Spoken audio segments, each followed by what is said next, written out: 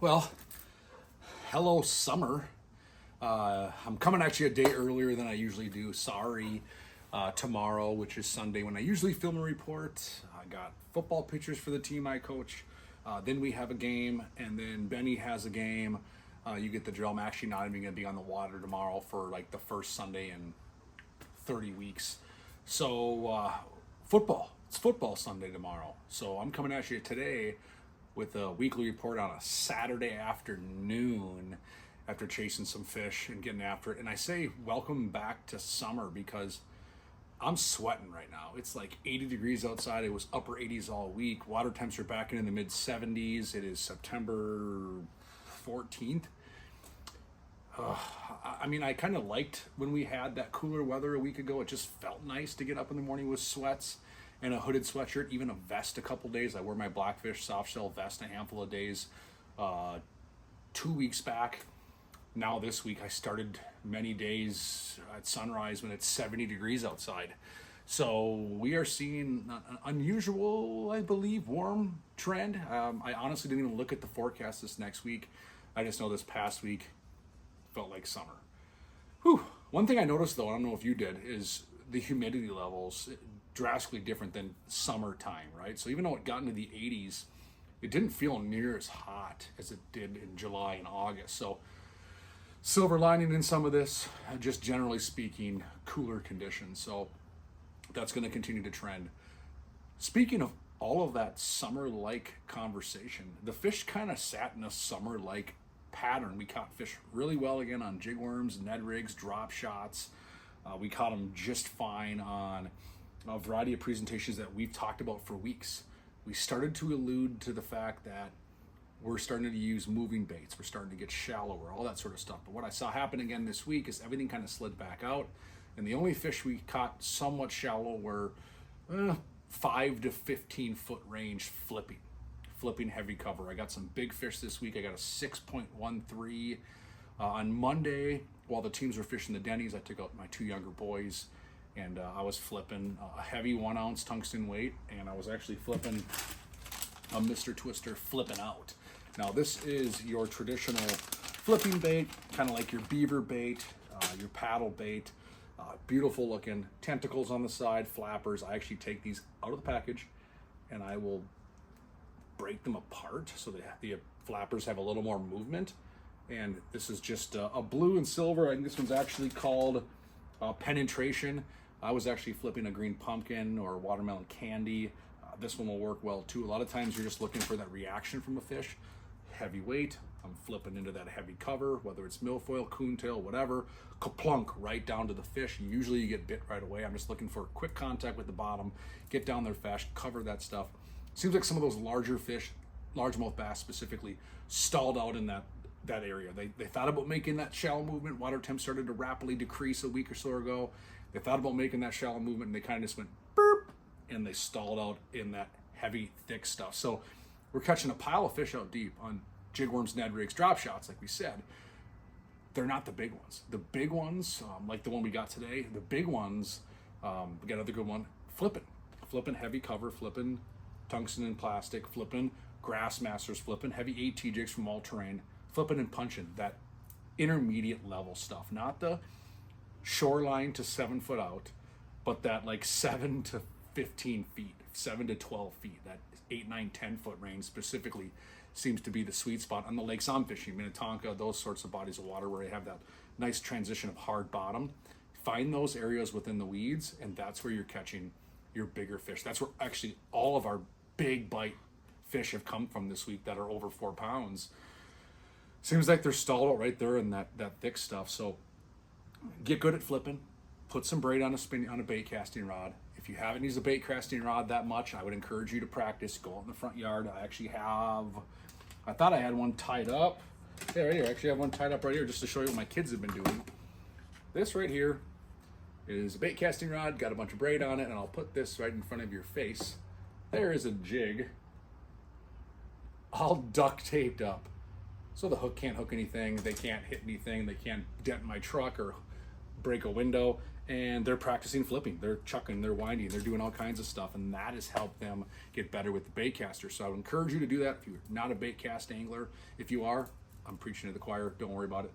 Put on some heavy braid, get to flipping, get to punching. It's amazing how many fish are starting to stall in that zone, and I think they'll be there for quite a while. We're gonna have that pattern consistent for the rest of September into October. I mean, I'm flipping the next several weeks, even on a normal year. So it's a technique that you just want to get good at, especially in the area we fish where we heavily rely on thick cover and a lot of weeds.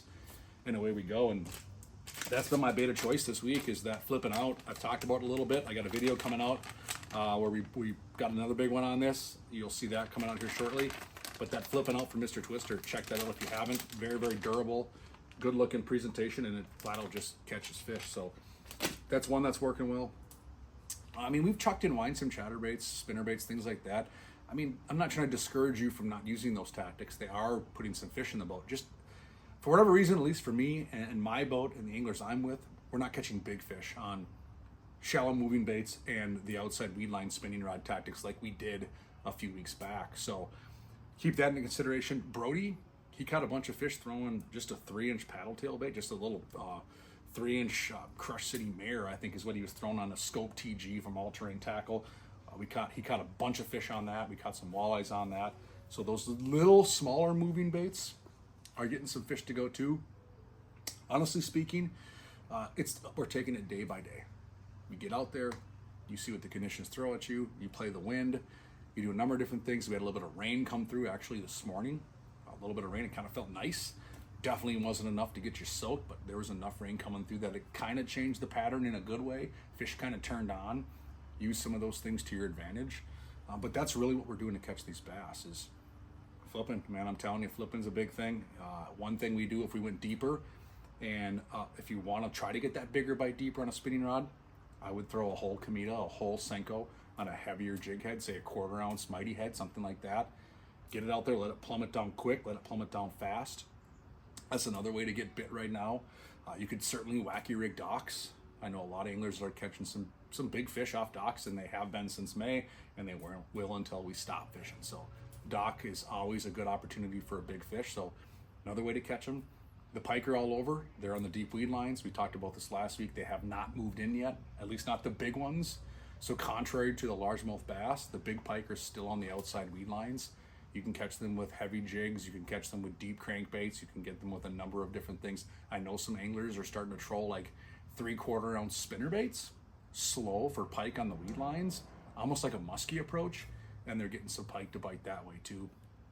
The walleyes, we're finding them all sorts of different ways. We've caught them on jigs and plastics. We've caught them on Tikka minnows or jigging wraps. I'm going to throw some live bait in there here in the next couple of weeks. I got a bunch of walleye trips coming up. So trial by fire on some of this. We're seeing an abnormal late summer into fall, I would say. So we'll see. We'll see what these fish want, and we're going to zig and zag as much as we can to try to get these fish to bite and maybe find a pattern and report back to everybody. So a lot happening right now, a lot of change happening right now. Hopefully I'm not in UPF shirts for much longer, in shorts, and I'm literally sweating right now. Hopefully that changes, because I like wearing a hoodie. It feels good after a long summer. So we'll see what happens coming down the pipeline. So this next week, key takeaways: flip, start flipping. If you have a heavier spinning rod because you don't like using a bait caster, peg a weight and flip or punch a weedless worm. Get a heavy worm weight, even if it's a 1/2 ounce, if you're not down with the 3/4 or 1 ounce because of your rod type. Let's say you got a medium spinning rod, put a 1/2 ounce weight on there, Texas rig, weedless worm, flip that into the heavy cover as well. That's an alternative if you're not into the bait casting side of things. That's what I would do. I would also look at schooling fish deep if you just want some action. They're still there, they're still biting. Maybe skip some docks if you're going to bass fish. Walleye fishing, first 3-4 hours of day, last 3-4 hours of daylight into the evening hours. They're still kind of holding on the weed lines, inside turns. You know, it's one of those situations you just got to go fishing. So there's some opportunity right now for sure, and I'll tell you what, the angling pressure is down.